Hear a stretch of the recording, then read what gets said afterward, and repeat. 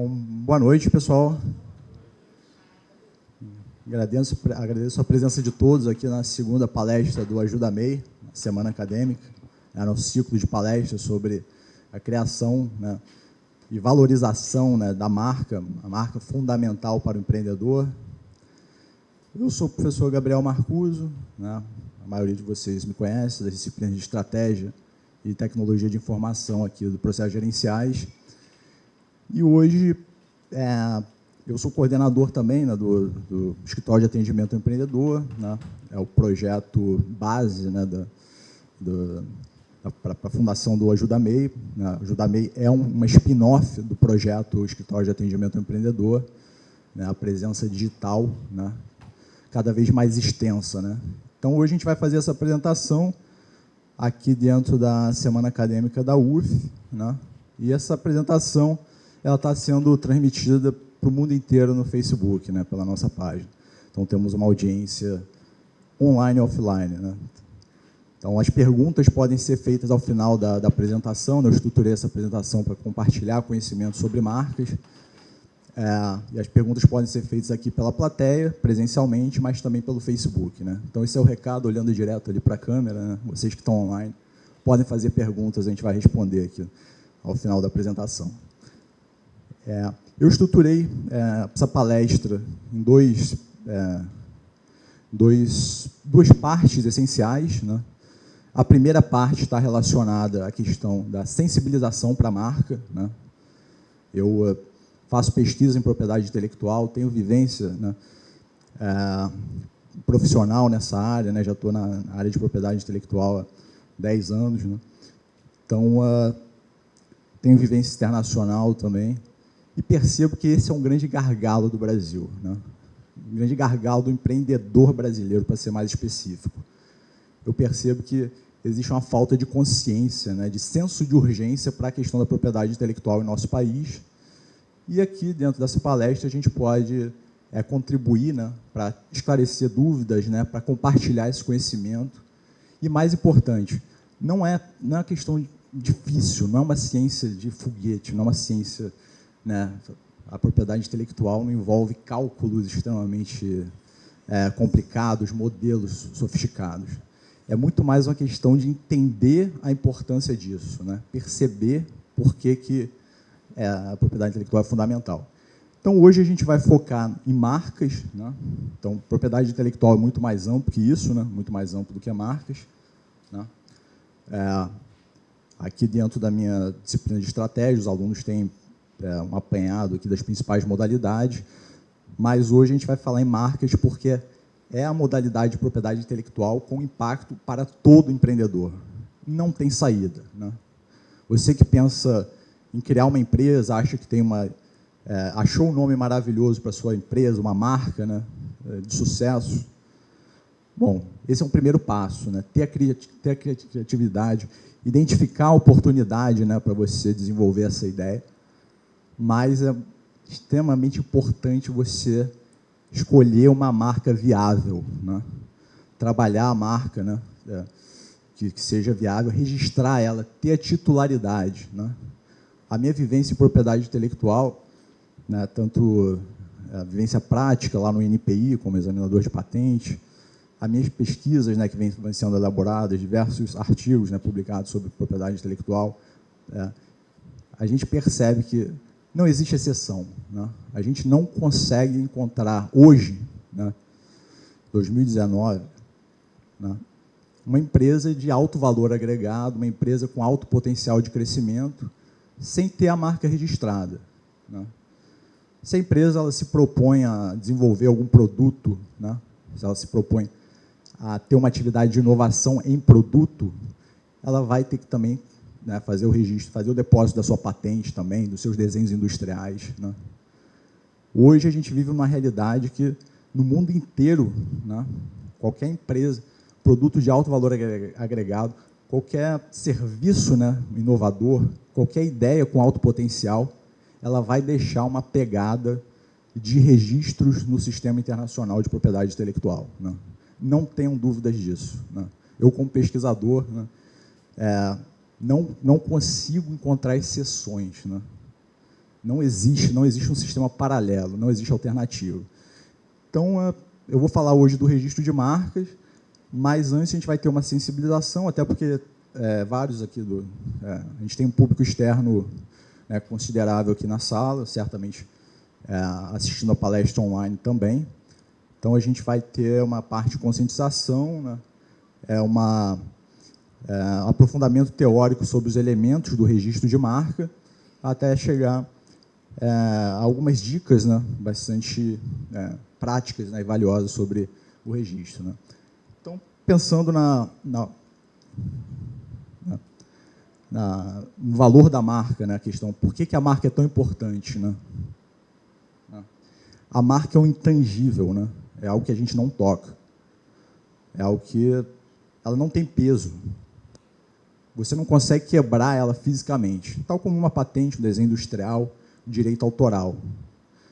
Mas o que a gente vê, né, que é chamado sociedade do conhecimento que a gente vive, né, esse momento de transformação digital que vem se acelerando aí nos últimos anos, né, a gente percebe que o valor da marca vem crescendo muito rápido em todos os setores, né.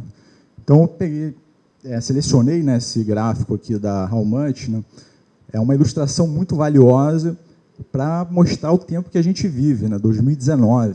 Né. Então, esse aqui é uma ilustração das marcas mais valiosas do mundo, né, acho que sim, das marcas mais valiosas do mundo, né, uma estimativa do valor não da empresa, mas o valor somente da titularidade da marca, né. Então, vocês certamente reconhecem, né, a maioria dos logos, né, que estão aqui, principalmente os maiores, né, Google, Apple, Microsoft, Facebook, Amazon, né, Intel, Samsung. Né. Então, a gente tem estimativas, né, demonstrando que as principais empresas digitais do mundo hoje, elas têm marcas com valoração acima de 100 bilhões de dólares. Né. 100 bilhões de dólares apenas o logo, apenas a titularidade da marca. Né. É quanto uma outra empresa teria que pagar para ter exclusividade sobre esses logos. Né.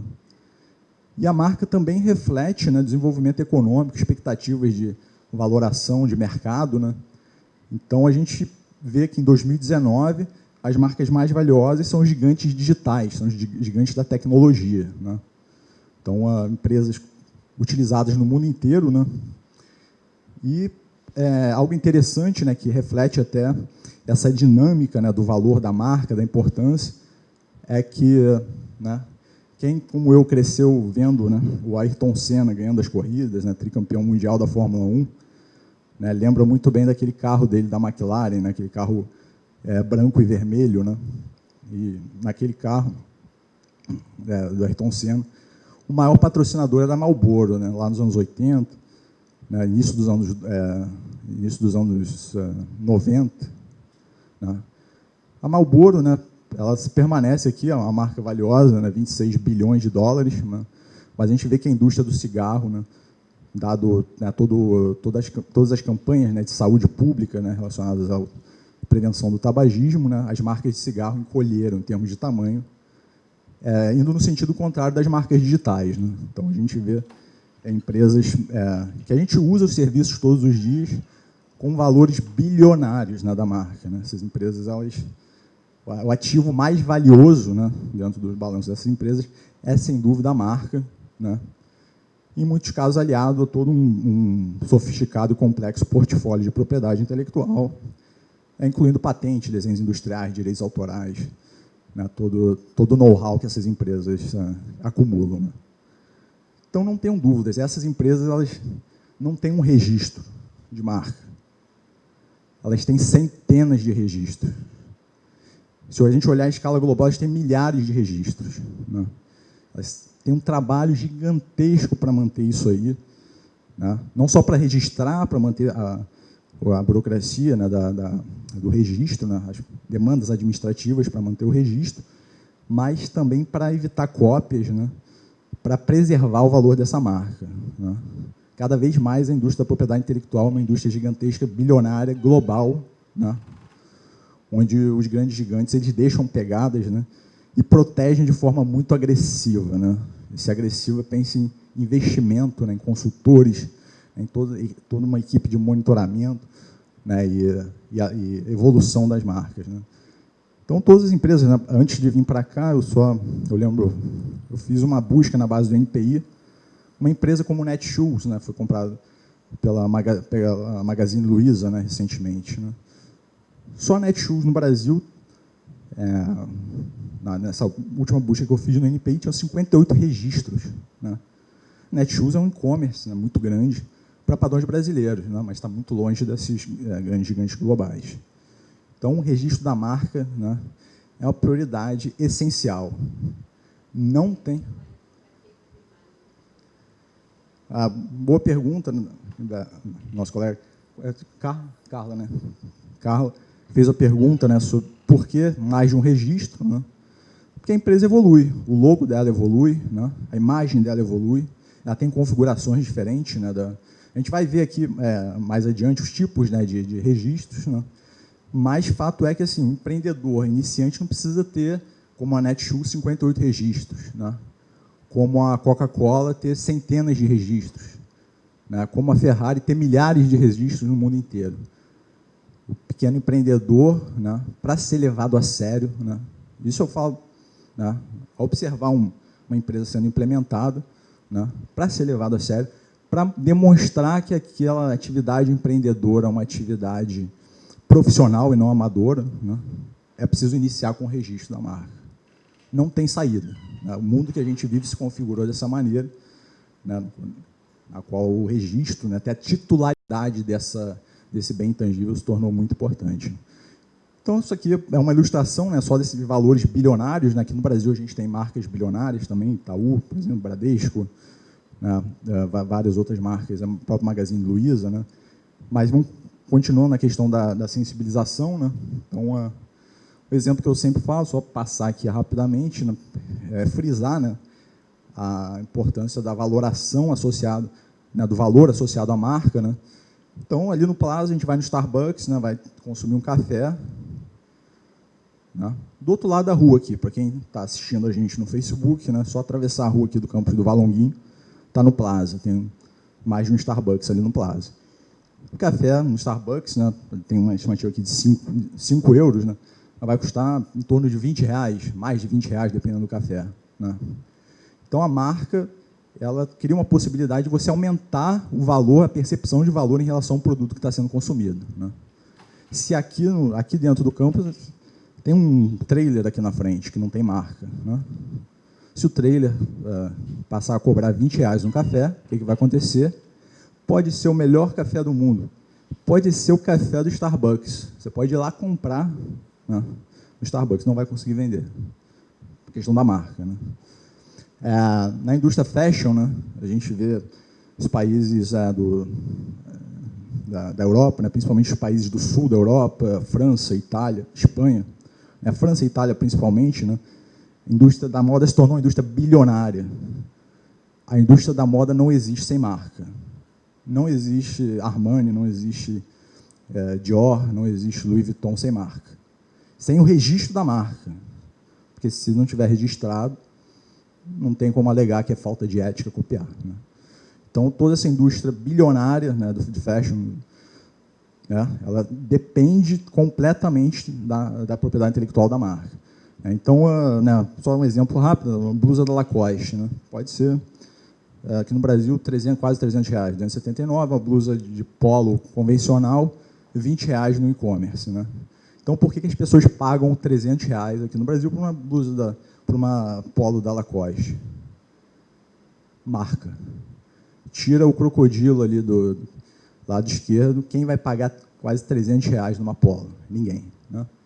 Então, mais uma vez, marcas registradas, né? Não adianta polo.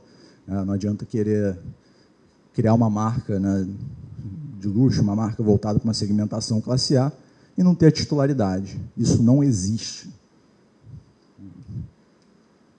Então, como eu falei, toda a indústria fashion, bilionária, né, é uma maneira de você agregar valor a um produto que, pela percepção do cliente, bateria num teto, né. Então, a propriedade intelectual, isso pode até não soar muito bem, né, mas a grande realidade é que a propriedade intelectual é uma questão de ganhar dinheiro. Simples assim.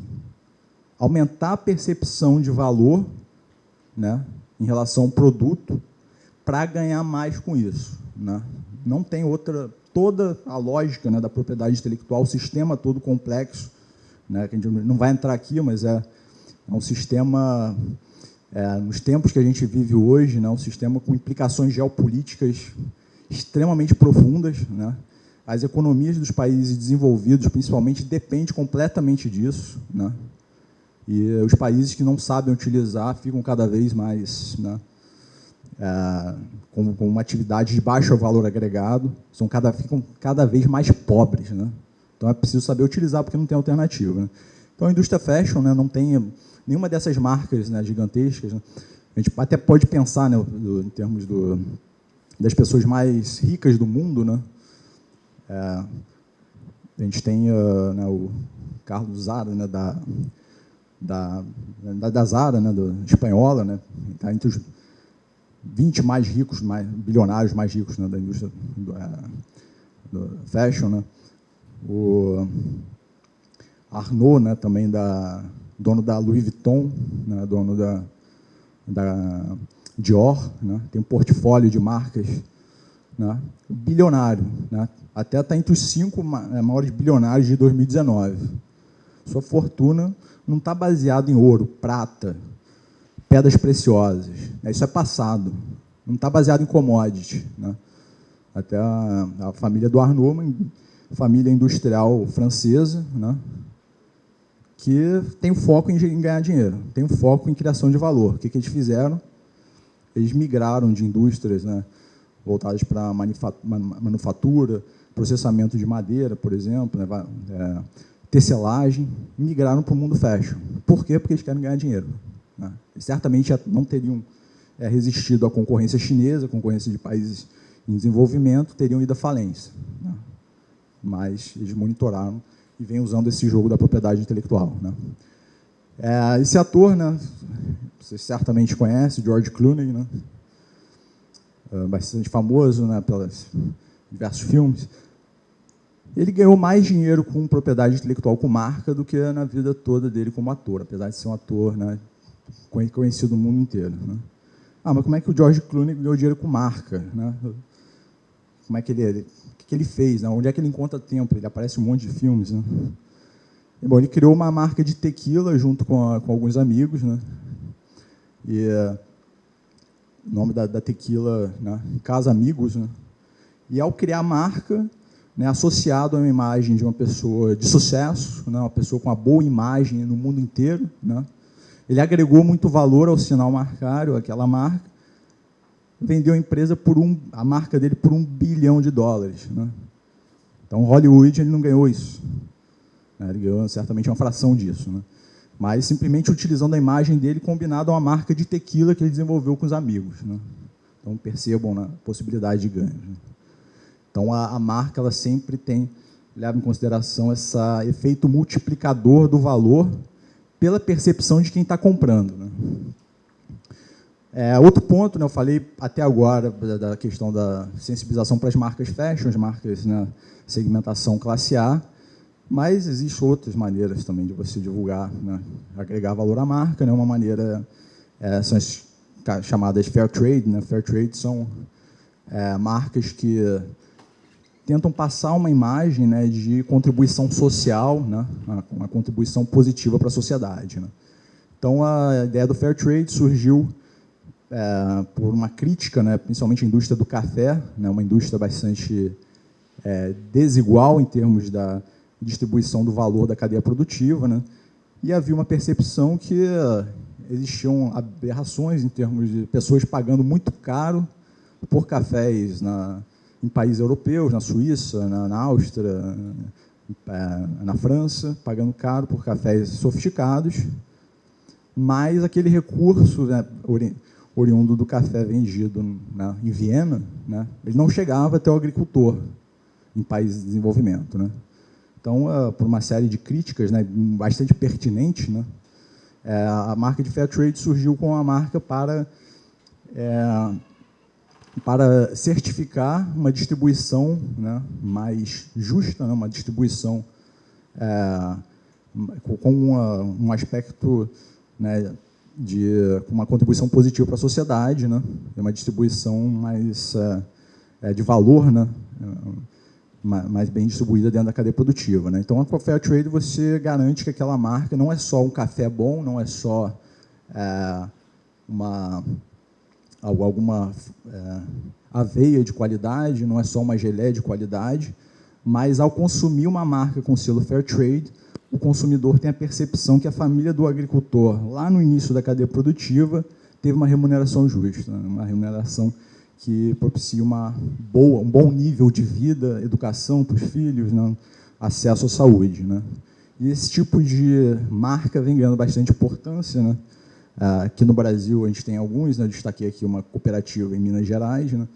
É o café da Copfam, né? Tem o café familiar, no qual, se você consome um café Copfam, você sabe que a cooperativa de agricultores lá no sul de Minas vai estar recebendo valores mais altos do que a maioria dos produtores de café, né? Então, com isso, o que acontece? O café da Copfam, eles conseguem vender por um preço acima do café pilão, do café melita, né? Esses cafés mais populares que a gente encontra no supermercado. É melhor do que o café que está no supermercado? Talvez, né? Depende do gosto, né? Depende da... Mas a questão não é o foco na qualidade do café, mas na distribuição de valor dentro da cadeia produtiva. Então, novamente, apesar de não ser um foco um produto, né, extremamente na segmentação classe A, um produto fashion, né, você consegue também ter o efeito da marca, o efeito multiplicador no preço final do produto. Ou seja, você transforma um commodity num preço muito mais alto, né? Então, assim, a gente já fez um trabalho de sensibilização aqui, agora vamos entrar nos elementos da marca, né? Ou seja, a marca é tudo que os outros falam quando você não está na sala, né? Palavras aí do Jeff Bezos, né? Aquilo que você vai agregando valor no passar do tempo, né? Mas muitos empreendedores, apesar desse valor gigantesco da marca, ainda continuam errando, né? Errando e comprometendo o futuro das suas empresas, né? Então, selecionei só alguns exemplos aqui, bem rápido, né? Lavanderias, né? Copiando. O que eles estão copiando aqui? Esses 3 exemplos estão copiando, né? É a Disney, né? Então, estão copiando, estão tentando pegar uma carona, né, na marca da Disney, que também é bilionária, é valiosa, trabalhada no mundo inteiro, né? São empresas de pequeno porte, né? Mas o que acontece? Qual o problema de fazer isso? Quando você opera numa escala pequena, como esses 3 exemplos, são 2 lavanderias, um exemplo aqui em Niterói, 2 exemplos na Itália, na Sicília, né? Então, são lavanderias na Sicília, né? Eu não vou comentar mais sobre isso, mas esses 2 exemplos são lavanderias que não vão se tornar uma rede de lavanderias, não vão se tornar franquias. Elas estão condenadas a permanecer, se não forem à falência, uma das empresas até estava fechada, talvez já tenha ido à falência, né? Se não for à falência rápido, essa empresa certamente não irá crescer, não ganhará escala. A empresa está condenada por não ter o registro, né? Então, a gente vê vários exemplos aí pelo mundo, né? No Google, vocês conseguem encontrar diversos exemplos aí, criativos até, né? Mas com a dificuldade de comprometer o crescimento da empresa, comprometer o potencial dela, né? A tentativa de imitar o Biscoito Negreixa. Então, assim, às vezes envolve até uma criatividade, mas, enfim, não... Então, a gente vê vários exemplos, né, de marcas onde você vai ter imitações. E, às vezes, né, nos casos anteriores, né, são todos exemplos de empresas muito pequenas, com pouca estrutura, né, mas, às vezes, até empresas bem estruturadas também cometem erros, né? Então, Marc Jacobs, né, tem uma camisa icônica ali do Nirvana, foi fazer uma brincadeira, né? Aquilo ali gerou uma ação judicial, né? Então, dá para ver, a gente reconhece ali a tentativa de imitação. O tênis, né, Vans, o Primark, né, muito parecido, né? Entra uma subjetividade na marca, né? Questão, né, de como você vai apresentar ela, né? Até o espaço ali, né, em relação ao que é cópia, não é. Não existe consenso, muitas vezes, né? Em alguns casos, é muito próximo um consenso. Em outros casos, gera um debate, né? Nesse caso aqui, Toblerone, né? Toblerone, chocolate suíço, né? E existe um Twin Peaks, né? Uma tentativa ali de imitar esse chocolate, né? Então, diversos elementos ali de buscas, né? De pegar um atalho, pegar uma carona ali, sim, né? Mas gerando ações judiciais, né?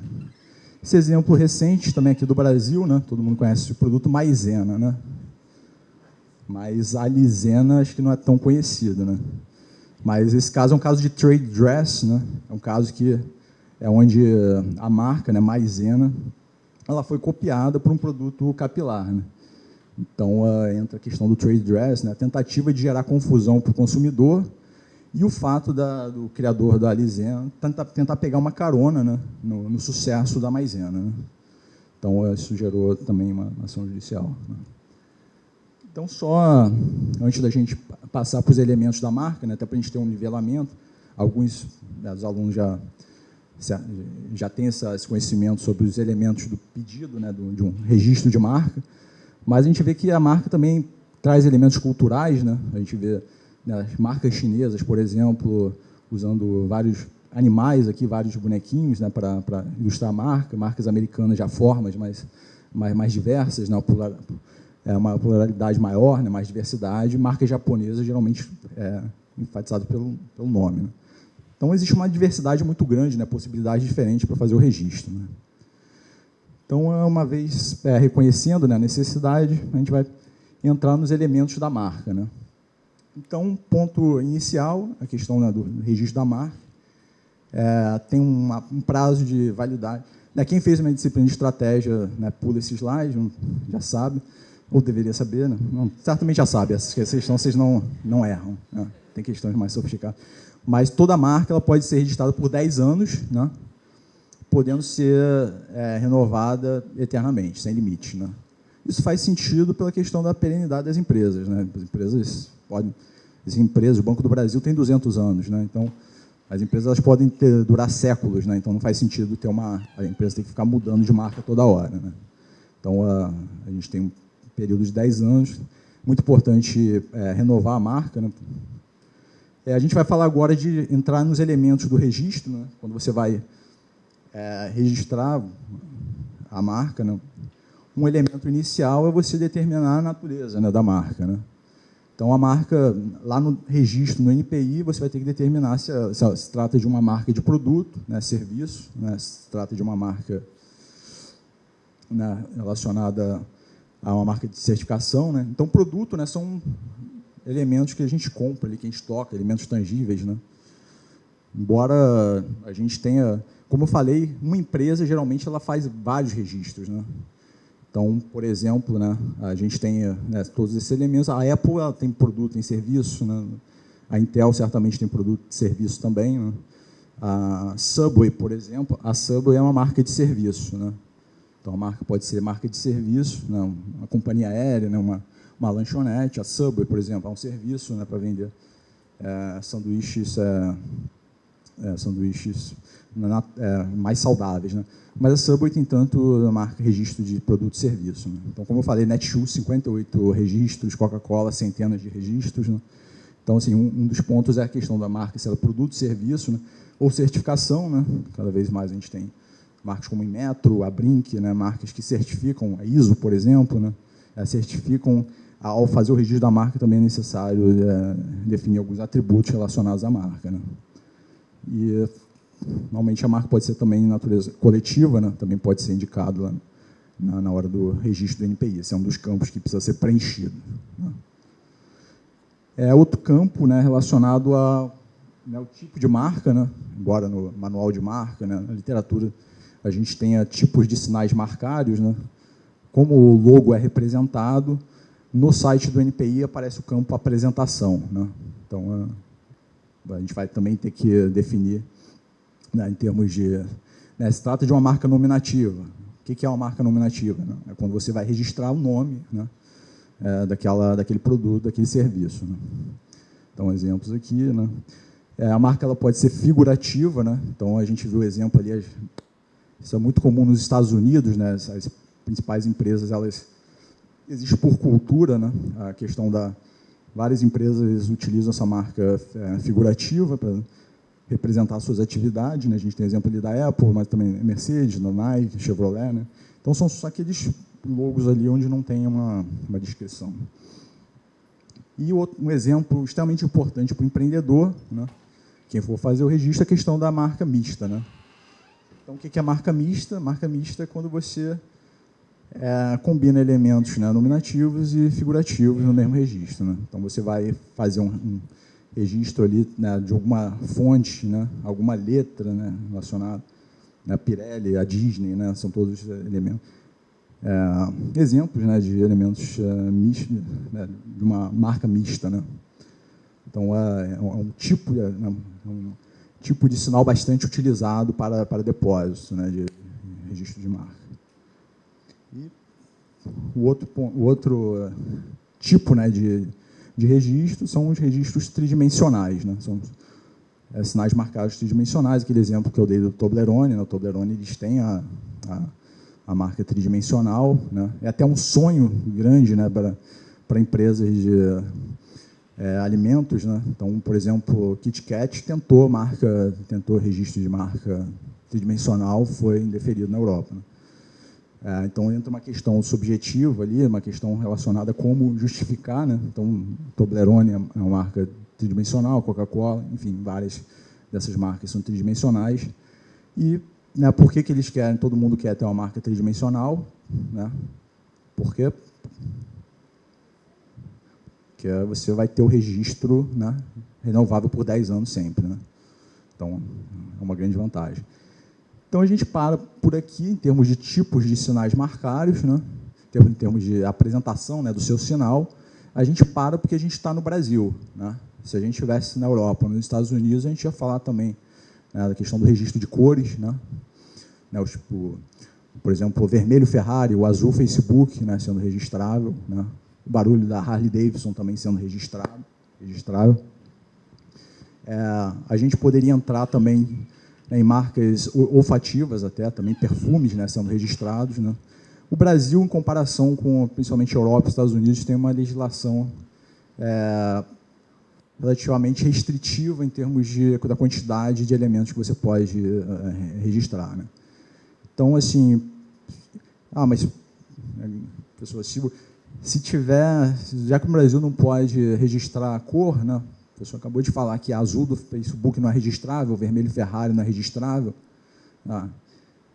Mas aí, no caso a empresa aérea azul, o que acontece? A pessoa acabou de falar que não existe exceção, né? Eu posso ir lá e roubar a marca da Azul, posso colocar eles na justiça, posso fazer um pedido de nulidade da marca deles. O que aconteceu ali? A Azul não tem marca.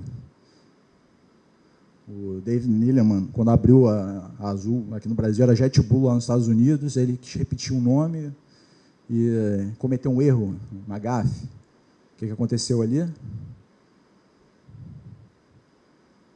Ele tem o registro. Ninguém? Bom, talvez o pessoal online tenha alguma ideia aí. Mas o que aconteceu? Ali é uma marca mista, né? Ele não é dono do nome Azul, né? Azul Linhas Aéreas, né? Você tem uma marca mista ali, onde você é possível ter essa titularidade. Você não pode abrir uma outra companhia aérea azul, né? Principalmente copiando, né, o logo, né? E copiando os elementos gráficos ali que dão distintividade, né? A palavra distintividade é extremamente importante para a marca, né? Distinguir uma entidade da outra, né? E até aproveitando, né, essa distintividade é um conceito inerente ao ser humano, e além do ser humano, um conceito que até a gente vê os animais também utilizam, né, a questão de demarcar o território, né, utilizar elementos intangíveis, né, para demarcar um território. Isso também é uma questão de marca, né. Então, né, o sistema se tornou cada vez mais sofisticado, cada vez mais formalizado, né? A gente tem as definições, as obrigações administrativas, os formatos, os tratados internacionais que foram implementados, mas essa noção, a busca por distintividade é inerente ao ser humano. O Homem das Cavernas já fazia isso, né? Então, a gente vem num crescente cada vez, né, maior em termos de impacto para a sociedade, impacto econômico e social, né, dessa titularidade da propriedade intelectual. Então, lembre-se, né, a apresentação, né, e natureza e apresentação são dois elementos, né, do depósito, né, do registro, né. Seguindo aqui, né, já entrando no registro, o registro de marca ele é relativamente simples, né, comparado à patente, principalmente, né. Olhando no YouTube, né, você vai ver diversos tutoriais ali demonstrando como você faz o registro no INPI. Né? O registro, né, simplesmente o primeiro registro que você faz, são poucos elementos, a gente vai ver aqui. Né? Então, no site do INPI, eles até orientam, né, uma questão um passo a passo. Né? A gente tem né, o Entenda, essa parte inicial que eu falei, né, a questão da entender a importância da marca, né? O faça a busca, né? É a questão da buscar se o nome está disponível, né? E pensando que, assim, ao fazer a busca, né, na base do NPI, né, é importante levar em consideração a questão também de proximidade, né, nomes muito próximos, fazer algumas combinações, né, em termos do nome, né, para a questão dos setores também, né, você pode buscar uma inspiração em outro setor, né, se não for, não for algo muito próximo em termos de atuação. Se a marca não estiver registrada no Brasil, não for uma marca notoriamente conhecida, você pode também, né, depois buscar inspirações, né, fora do Brasil, ao contrário da patente. Né. Mas, em termos do registro, né, ele tem um fluxo simples, né, o NPI define aqui. Né. É por curiosidade, quem aqui já registrou a marca? Estou vendo. Camila, Marcos. Tem mais gente que já registrou? Não, temos dois alunos aqui do processo gerenciais já têm experiência, né, com registro. Então, assim, essencialmente, no site do NPI, você faz o registro, né, você loga no site, vou mostrar o site daqui um pouquinho. O depósito inicial, né, ele fica, uma vez publicado, uma vez atendendo, né, os requisitos formais, existe um período de 60 dias para oposição, né. Então, terceiros, né, podem olhar ali aquele seu registro, né, da marca e, de alguma maneira, se manifestarem, né, com argumentos, né, referentes, colocando motivos para uma oposição àquele registro de marca. Né. Isso acontece muito. Né, a marca se tornou tão valiosa que existem, né, uma quantidade de profissionais, né, muito bem qualificados, que trabalham, né, monitorando esses registros, né, defendendo as marcas. Né. Então, por exemplo, eu falei da marca da Disney. Né, aquelas marcas que a gente viu, né, por exemplo, Docelândia, aquelas marcas das empresas ali, as lavanderias, né, certamente, né, algum consultor, né, algum profissional trabalhando, contratado pela Disney, ou, né, monitorando, né, oferecendo serviço para a Disney, certamente iria, né, já gerar uma oposição àquele registro. Né. Então, a marca ela fica ali, né, no site, ela é publicada na revista da propriedade industrial, né, do INPI, é um documento público, o mundo inteiro pode ver aquilo ali, e durante 60 dias, né, após contando da publicação, ela vai ser, pode receber oposição ou não. Né. Então, caso o seu registro, né, receba oposição, você pode fazer uma manifestação, né, você pode submeter, né, uma manifestação ao sistema do NPI, alegando suas razões contra a oposição. Né. Trazendo exemplos, né, demonstrando a distintividade da sua marca, né, trazendo a questão da novidade local da sua marca, né, novidade em relação a outros produtos, né, outros serviços dentro da área. Né. Uma vez submetido, né, e tendo oposição, né, ou não tendo oposição, o pedido ele vai ser analisado por um examinador de marcas do NPI. Né. Bom, não existe um prazo, né, mas o NPI até ampliou o seu quadro de examinadores de marcas, e hoje você tem, é difícil estimar precisamente, né, mas pode demorar menos de um ano, ou pouco mais de um ano, né, para examinar, né, o que já é um ganho, né, porque esse tempo já foi bem maior, né, para marcas, então ele vai ser examinado. Uma vez deferido, né, você fez a busca, né, você fez uma... Sua marca realmente ela é uma contribuição nova, ela tem uma distintividade em relação às outras marcas existentes, né? O seu pedido ele vai ser deferido, né? E você, como titular do pedido, você vai ter até 60 dias, né, para fazer, né, pagar a taxa relacionada, né, ao primeiro decênio, né? Então a marca ela vai poder ser, ela vai ter uma vigência inicial de 10 anos, né? Até o registro da marca, né? Até haver um certificado, né? Caso o pedido seja indeferido, né? Aqui está na esfera administrativa, né? Então, como qualquer órgão do governo, né, todo indeferimento ele precisa ter alguma esfera, algum nível de recurso administrativo. Então, a gente vai ter a possibilidade, né, de fazer o recurso ali contra o indeferimento, né, dentro do pedido, um prazo ali de 60 dias também, né? Esses prazos da marca são sempre 60 dias, né? Então, pessoal, alguma dúvida em relação a esse fluxograma? A gente pode passar? Pode deixar para o final? Tá, vamos lá. No final eu reservei tempo para perguntas, né, mas caso tivesse alguma pergunta específica, né? Em relação ao pedido, né, ao depósito, né, do pedido no INPI, né, a gente tem os campos que eu expliquei, né? Então, você precisa definir, né? Você precisa pagar a GRU, né? A gente já vai mostrar ali a tabela de remunerações do NPI, né? Ela foi até atualizada esse ano, mas em marcas a gente não vê a diferença, né? Foi atualizado, foi publicada uma nova tabela. Então, assim, dentro do pedido de marca, esse aqui é a base do NPI, né? A gente observar um pedido, né? Uma marca, na verdade, que tá vigente, né? Uma marca da Ford ali, né? Então, como eu falei, né, a gente vai ter um elemento ali de, né, apresentação da marca, né? Você vai depositar, vai no registro, né, precisa informar se a marca é nominativa, né, se a marca é figurativa, mista, né, se é tridimensional, né? É preciso informar também, né, a natureza da marca, né, se trata de marca de produto, né, marca de serviço, marca de certificação, marca coletiva, né? Então, esses elementos que a gente viu no slide, né? E um outro ponto também, né, que é um pouco mais complexo, é a questão das classificações, né? Então, ao fazer o registro da marca, você vai ter que definir também né, para a questão no caso de uma marca mista, né, uma marca figurativa, né, você precisa identificar os elementos figurativos da marca de acordo com a classificação de Viena, né? Então, uma classificação bastante extensa, né? Isso é padronizado internacionalmente.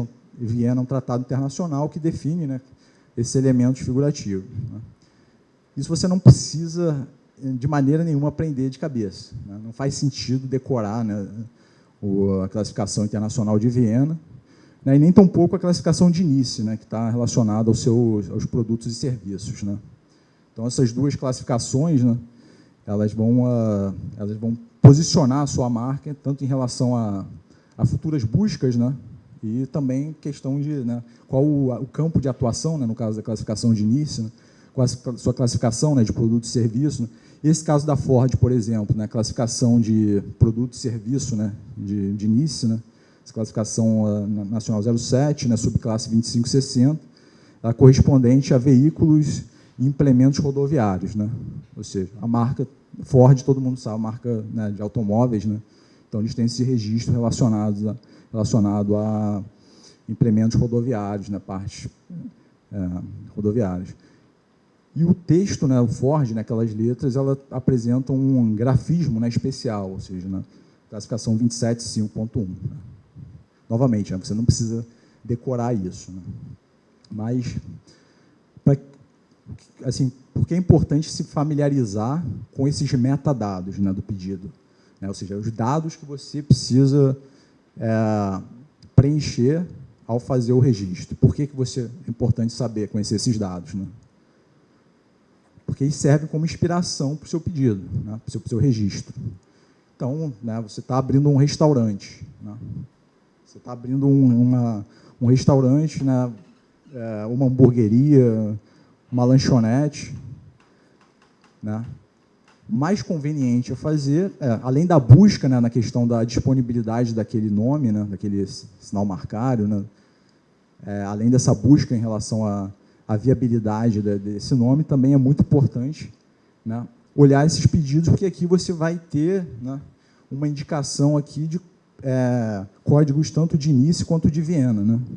Então, né, se você vai abrir uma lanchonete, né, no caso, faça uma busca pelo Subway, né? Não adianta você olhar, eu quero abrir uma lanchonete e ficar olhando os detalhes do pedido da Apple, os detalhes dos registros de marca da Fiat. É outro campo, né? Isso não vai te dar um bom embasamento para essas questões, principalmente das classificações, né? Então, ali você já tem um posicionamento, você já consegue ter, por exemplo, a classificação, né, de início, 7, e aí você não precisa, né, automaticamente replicar essa classificação do Subway. Você pode ir na classificação de início e buscar algo próximo, né, a 7,30, a 7,26, a 7,42, né, e avaliar se aquelas classificações não estão mais próximas, né, do seu pedido, né. Então, você tem essa possibilidade, né, para fazer esse registro, né, para buscar esse embasamento. Já indo para a parte final, né, a gente vai abrir para perguntas aqui. A questão dos valores, né, o INPI, eles publicam, né, todas as interações, né, com o INPI, né, todas as manifestações, né, que são feitas. Toda vez que você precisar submeter algum documento, você tem que pagar, né, fazer alguns pagamentos, né, que são tabelados, né? Então, aqui a gente tem a tabela, né, de remunerações de 2017, né, indicando os valores associados àquele fluxo, né, do pedido, né, e várias interações, né, caso você queira uma oposição, né, caso você queira cumprir uma exigência, né, em relação a, né, o examinador de marcas fez uma exigência, caso você queira cumprir uma exigência, né. Ao depositar, você errou alguma coisa, né, esqueceu o arquivo está no formato errado, né, o arquivo não está com uma boa resolução, né, então você vai precisar cumprir, né, no caso formal, né, essa parte inicial, como ela ainda não foi examinada, né, como você não tem uma avaliação ali, e é rápido, né, para você suprir essa carência formal, ali você vai ser isento, né? Mas o ato de registrar a marca, né, você vai precisar submeter a GRU, né, a GRU que é gerada pelo sistema do INPI, pelo iMarcas, né? Então, a gente tem dois valores, né? Por que a gente tem dois valores aqui, gente? Tem valor e valor com desconto, né? Acho que não está funcionando. Tem valor e valor com desconto. Por que a gente tem esses dois valores aqui? Diferença do tipo de empresa. CPF, CNPJ, né, a Camila falou aqui também, mas microempresa. Microempresa, você vai ter empresas de pequeno porte, instituições de ensino e pesquisa também vão entrar na categoria de desconto, né? E empresas de grande porte, você vai entrar ali de médio e grande porte, você vai entrar ali no valor inteiro, né? Então, você vai ter desconto também para, né, algumas circunstâncias também relacionadas a, em alguns casos, idade também, pode entrar também como desconto. Mas é importante ver, né, qual a tarifa que você vai pagar, né? Como CPF, você já está na tarifa com desconto, né? Embora, né, recentemente, né, o INPI publicou, né, uma nova tabela de retribuições para 2019. Na verdade, foi o ministro Paulo Guedes, né, tem o boletim, a portaria, né, assinada pelo ministro Paulo Guedes, e coloca, né, os valores ali inteiros, né, praticamente, né, sem alteração, né. Eu não olhei detalhadamente, talvez tenha algumas interações que possam ter, né, alguns códigos que possam ter alguns valores pequenos, mas a gente percebe que o registro, né, o pedido inicial ali, 355, é o mesmo, né, o valor, né, pago para para a concessão do registro, né, 745, está sem o pointer, 745 também, né, mas tem uma questão assim, foi publicado originalmente que seria eliminado o desconto, né. Então, a situação, assim, a diretora de patente, né, do NPI, ela publicou no LinkedIn, né, indicando que, apesar de, né, ter havido uma decisão de retirar o desconto, essa decisão foi revertida. No site do NPI não está publicado ainda a retribuição de 2019, com desconto, mas é provável que publiquem nos próximos dias, né? Então, a gente tem essas diferenças de valores. Concessão e registro, é importante a gente voltar aqui no fluxograma, né, para saber onde é que a gente está. Então, assim, concessão e registro é quando, uma vez o examinador de marcas deferiu o pedido, né, até um erro, né, de muitos empreendedores achar, o pedido foi deferido, a marca é minha. Não preciso mais me preocupar com isso por 10 anos. Não é verdade. É preciso pagar, né, o registro, a concessão, né, essa taxa referente ao primeiro decênio, né? Então, o registro está associado a esse pagamento que precisa ser feito até 60 dias após o ato, né, de deferimento do examinador de marcas, né? Então, e é importante, né, prestar atenção nessa questão da renovação da marca, né? Um caso emblemático aqui do Brasil, né, recente, que chamou bastante atenção, é o caso da Gurgel, né? Gurgel é uma marca, né, de carros, uma indústria brasileira de carros que faliu lá no início dos anos 90, né? Mas é uma marca conhecida, né? Certamente notoriamente conhecida dentro do território brasileiro. Mas a marca ela não foi renovada, né? Alguns anos atrás, um empreendedor, né, importava triciclos da China, percebeu, né, o fato da marca estar lá, né, não estar em vigência, né, a marca tinha sido extinta, e fez o registro da marca, né, conseguiu registrar. Então, no caso, até quem tem uma visão de patente, por exemplo, né, onde você tem que inovar sempre, onde você tem que criar tem que criar inovações, né, sempre novas, contribuindo para aquilo que já existiu, né. Então, uma patente, uma vez que ela expira, né, ninguém pode repatentear aquilo ali, ninguém pode, né, pegar aquela patente e submeter, ela vai ser indeferida, né. A própria patente que expirou vai servir como estado da técnica.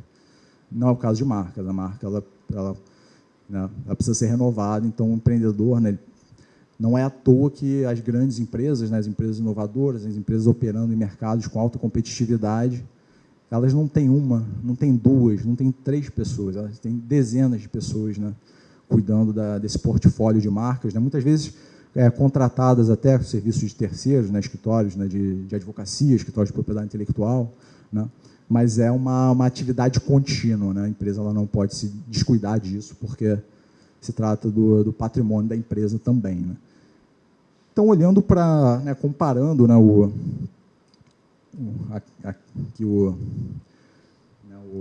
a tabela de retribuições do NPI, o fluxograma, é razoavelmente, né, você, observando, né, as etapas, não é difícil perceber que, assim, o número de etapas para o exame de marcas não é tão grande, né? Então, a gente tem um fluxograma relativamente simples, né? E aí entra a questão, vale a pena contratar alguém ou eu, né, como empreendedor, né, assistindo a palestra aqui presencialmente, assistindo a palestra pelo Facebook, né? Não, eu vou lá e vou registrar, né? Aí entra uma questão bastante assim, eu não posso dizer que sim nem que não. A resposta é sempre depende, né? Até porque, né, quando vai tudo bem aqui no exame, né, quando você fez tudo certinho, fez o upload da GRU, pagou ela no Banco do Brasil, você criou o seu logo, né, do seu sinal marcário, com bastante clareza, né, com a boa resolução, né, resolução adequada ali para o registro, né? E não houveram, se não acontecerem oposições ou uma oposição ao registro, né? E vai ser examinado, né? A questão de acompanhar, né?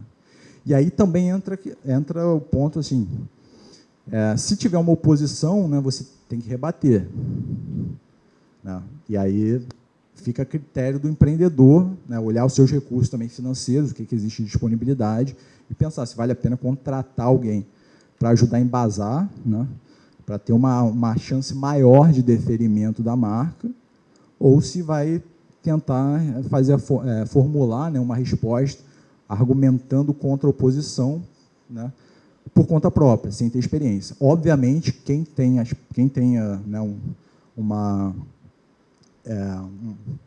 assessor, né, quem contrata um consultor, um procurador de propriedade intelectual, vai ter esse aporte de conhecimento e maximizar a chance de deferimento, né? Ou seja, vai ter pelo menos uma orientação ali em relação a uma estimativa, né, se aquela marca é viável daquela maneira ou não, ou se é melhor partir para um novo registro, né? Da mesma maneira, né, se for indeferido, também acontece a mesma situação.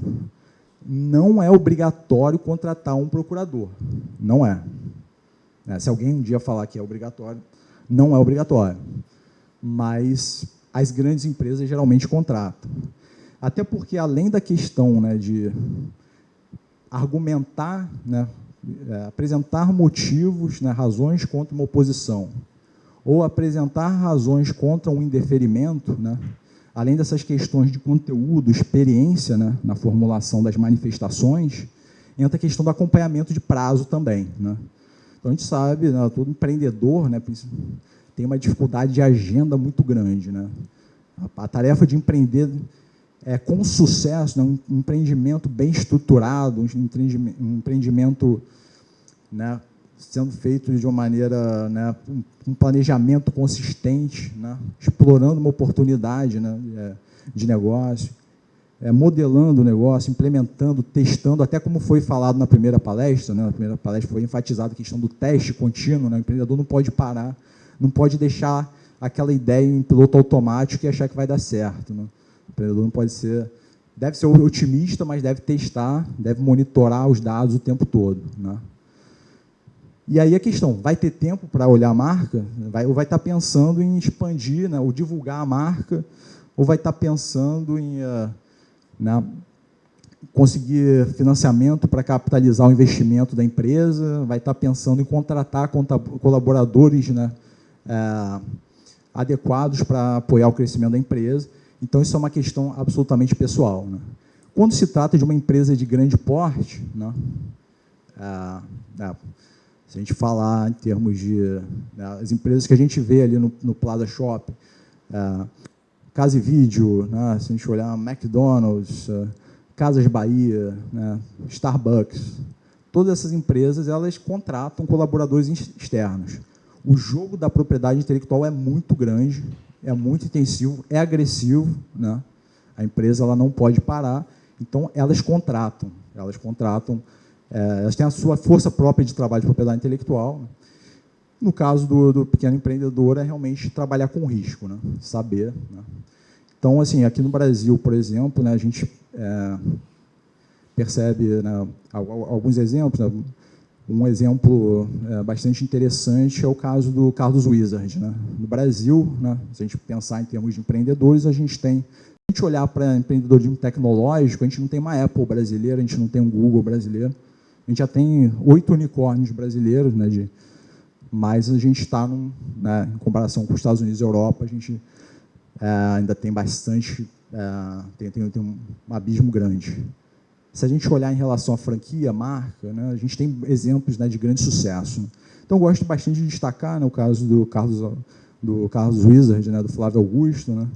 Então, o Carlos Wizard, originalmente, ele queria registrar a marca. Quando ele percebeu que o curso de inglês estava gerando um potencial gigantesco de crescimento, quando ele sentiu ali a demanda, né, do cliente comprando o serviço dele, aí ele foi pensar também no serviço, na estrutura de franquia, né, para apoiar esse crescimento, né. Não existe franquia sem marca, né, isso é importante ressaltar. Então, ele foi buscar o registro da marca antes de ter a franquia. Né?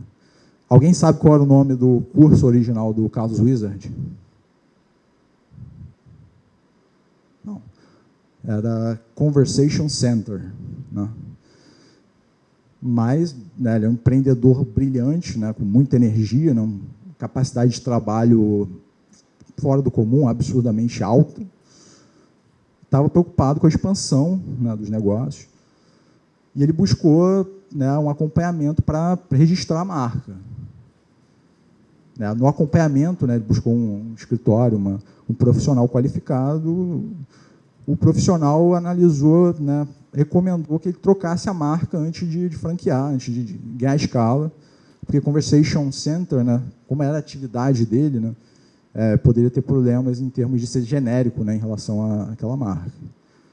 Então, ele ficou no dilema, no Conversation Center era um nome muito legal, mas não era viável, tinha um risco de grande indeferimento. Né.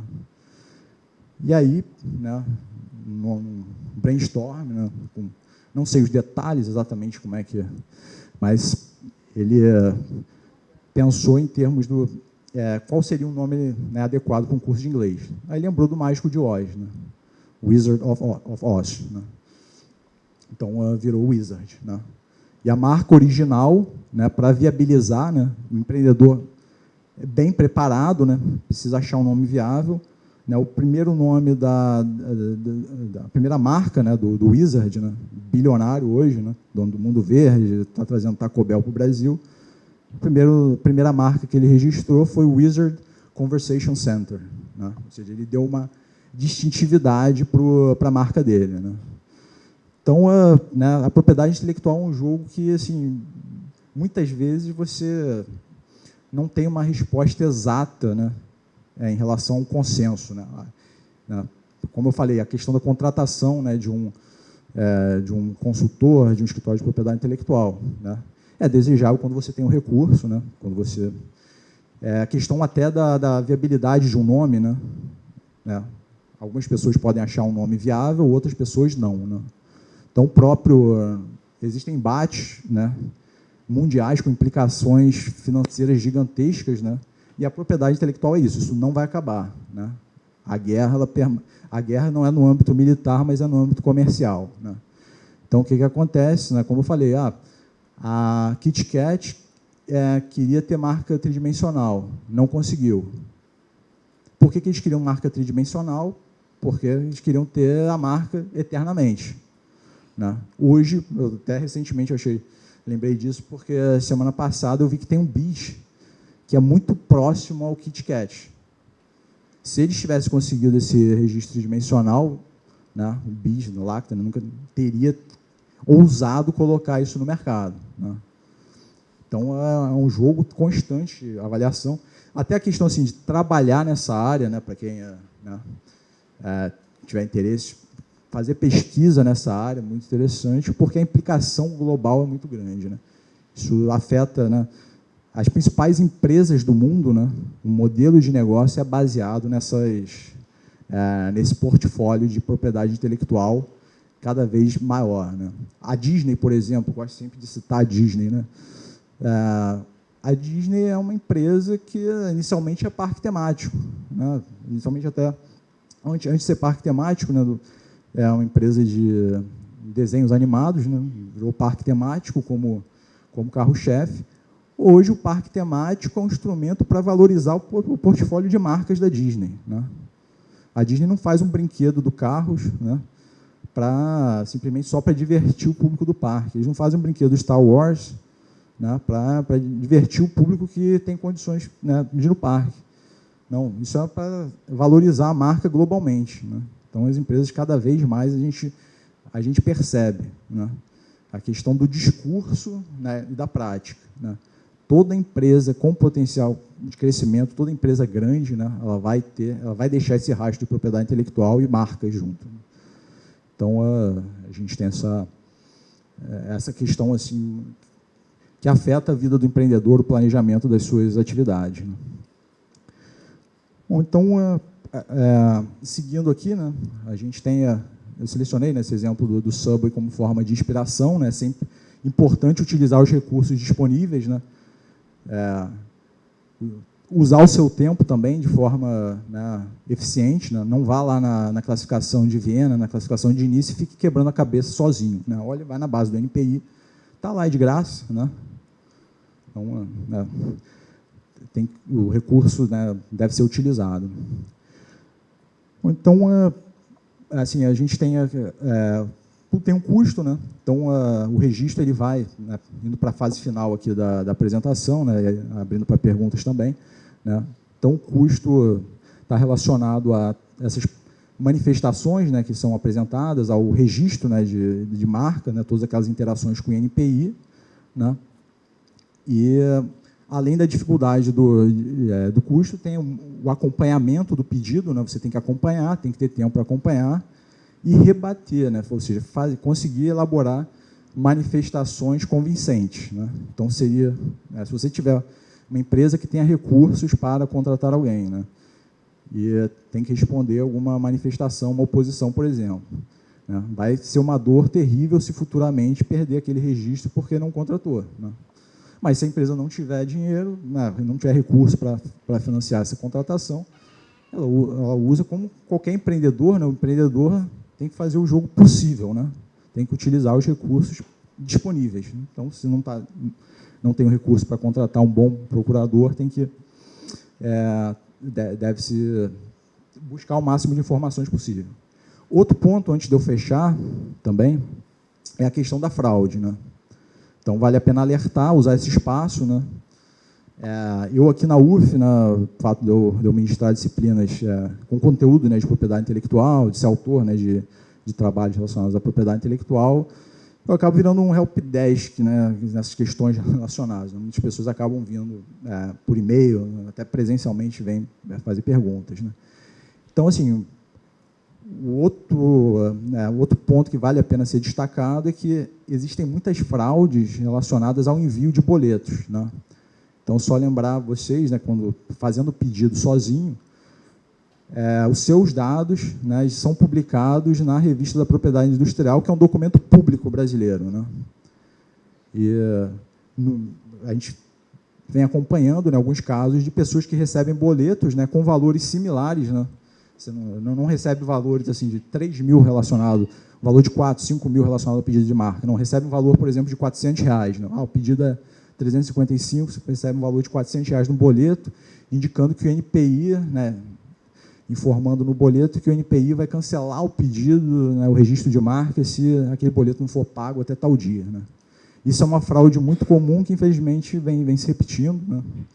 Vários países, né, até o fato da propriedade intelectual envolver essa divulgação, né, global de documentos, né? Não é só o Brasil que tem esse problema tem na Europa também, em menor escala, mas tem também, né? Vários países têm esse problema. Então, assim, fico alerta também em relação o NPI não manda boleto para ninguém. Os pagamentos são feitos por meio de GRU, né? O NPI é uma autarquia, né? A autarquia não pode emitir boleto. A UF uma autarquia também não pode emitir boleto, né?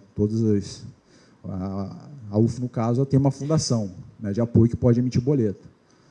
O NPI não tem nem fundação de apoio. Então, qualquer envio de boleto, né, muitas vezes as pessoas, né, o empreendedor ali buscando, né, ganhar escala, buscando estruturar, né, o crescimento da sua empresa, acaba fazendo esse pagamento de forma desnecessária, né, o que é bastante lamentável.